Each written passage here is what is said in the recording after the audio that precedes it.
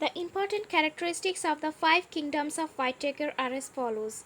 So, what are the characteristics of five kingdom classification of Whittaker? Let's see. First one, Monera. These organisms do not have a defined nucleus or organelles, nor do any of them show multicellular body designs. So, these organisms do not have a defined nucleus or organelles. You may say that it is prokaryote. You know what is the difference between eukaryotic and prokaryotic? Prokaryote means the organism who do not possess nucleus or organelles, and eukaryotic means the organism who possesses nucleus or have organelles. So here monerans do not have defined nucleus or organelles, so that's why you may call it prokaryote. Okay, nor do any of them show multicellular body design because it is unicellular, so that's why they do not show multicellular body design. Okay, on the other hand, they show diversity. Means diversity means wide variety. They show variety based on many other characteristics. So based on many other characteristics, they have wide variety. Okay, then some monerans have cell walls and some monerans do not have cell walls. Some monerans possess cell walls and some monerans do not possess cell walls. Of course, having or not having cell walls has very different effects on body design. Obviously, having cell walls have different effects on body design, and not having cell walls also having different effects on body design. Then the mode of nutrition in these groups of organisms can either be synthesizing their own food or getting it from the environment. That is, either they can be autotrophic or heterotrophic. Autotrophic means synthesizing their own food, means they are not dependent upon others. And heterotrophic means they are dependent upon others, means they are dependent upon environment. Okay, so monerans may be autotrophic or heterotrophic. Then examples of monerans are bacteria, blue-green algae, or cyanobacteria, and mycoplasma. These all are the examples of monera. Then bacteria are the sole member of the kingdom monera. Bacteria are the sole members, means you can say important members of the kingdom monera, or most abundant members of the kingdom monera, bacteria. So they are the most abundant microorganisms. So bacteria are the most abundant microorganisms. Bacteria occur almost everywhere, as we already know that bacteria occurs almost everywhere. Even a handful of soils contain hundreds of bacteria. Even you take one handful of soil, that handful of soils contain hundreds of bacteria. So bacteria are the most abundant microorganisms, and bacteria occur almost everywhere. Okay, the next, protista. All single celled eukaryotes are placed under protista. Okay, all single celled eukaryotic. As I told you earlier, that eukaryotic means the organisms who possesses nucleus or having organelles. Okay, so all single celled eukaryotes, means unicellular eukaryotes, are placed under protista. Okay, so focus on this point. All single celled eukaryotes are placed under protista, but the boundaries of these kingdoms are not well defined. But the boundaries of limit of the kingdom protista are not well defined. Okay, but you focus at this point that all single celled or all unicellular eukaryotes are placed under protista. Some of these organisms use appendages. What is appendages? It is like a hair like cilia or whip like flagella for moving around.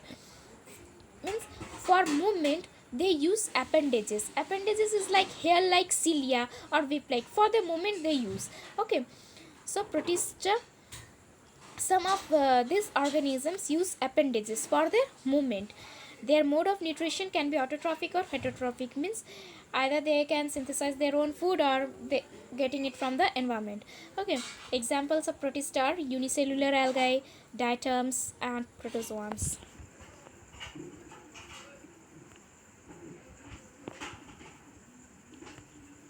Then fungi. These are the heterotrophic eukaryotic organisms. Again, focus at this point. Heterotrophic eukaryotic organism. Fungi are the heterotrophic, means dependent upon environment, getting food from the environment. They are dependent upon environment for food. And eukaryotic organisms.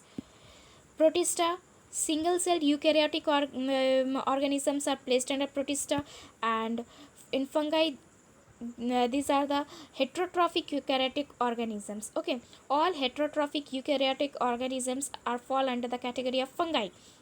Then they use decaying organic material as foods and are therefore called saprophytes.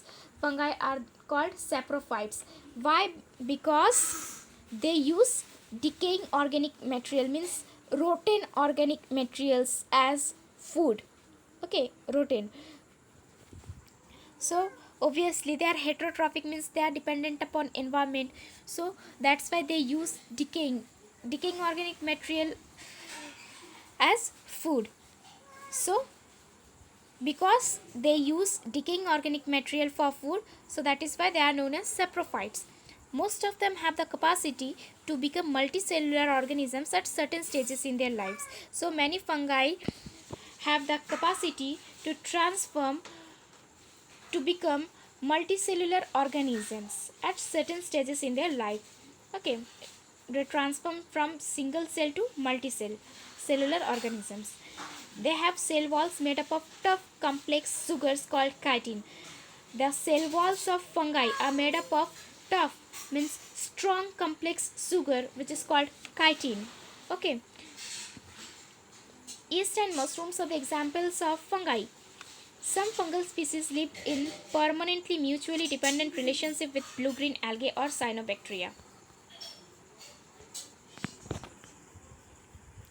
Okay, some fungal species have mutually dependent relationship with blue-green algae, or you may say that in easy language that they have some fungal species have relationship with blue-green algae or cyanobacteria, and such relationship are called symbiotic. Okay, in simple word, the fungal species who are in relationship with blue-green algae are such relationships are called symbiotic. Okay, again I am repeating, some fungal species who have mutually dependent relationship with blue-green algae, such relationship are called symbiotic. These symbiotic life forms are called lichens, means symbiotic examples of symbiotic life forms are lichens. Okay, so lichens are fungi, and how it is made up of, you can say that it is a composite organisms that emerges from algae or cyanobacteria. Okay, again I am repeating, lichens are composite organisms that emerges from algae and cyanobacteria. Lichens are fungi, but they emerges from algae and cyanobacteria, means they are relationship with lichens are fungi and are relationship with algae. So one of the relationship examples of symbiotic relationships are lichens. We all have seen lichens as the slow growing large colored patches on the bark of the trees. You may notice that in the bark of the trees there is large green colored patches and it looks very bad. That is known as lichens. Okay, plantae. These are multicellular eukaryotes with cell walls. Okay, plantae are multicellular eukaryotes, means possesses nucleus with cell walls. Plants have cell walls. Okay, they are autotrophs, means they are synthesizing their own food. Plants synthesize their own food and use chlorophyll for photosynthesis. Thus all plants are included in this group. Since plant and animal are most visible forms of diversity of life around us, so you also know, we already know that plant and animal are the most visible life forms that we see around us. Then animalia. These include all organisms which are multicellular. Again, Animalia is the multicellular eukaryotes without cell wall. Plants possesses cell wall. Animals do not possesses cell walls. Okay, and they are animals are heterotrophs, means getting it from the environment. They are dependent upon environment for their food.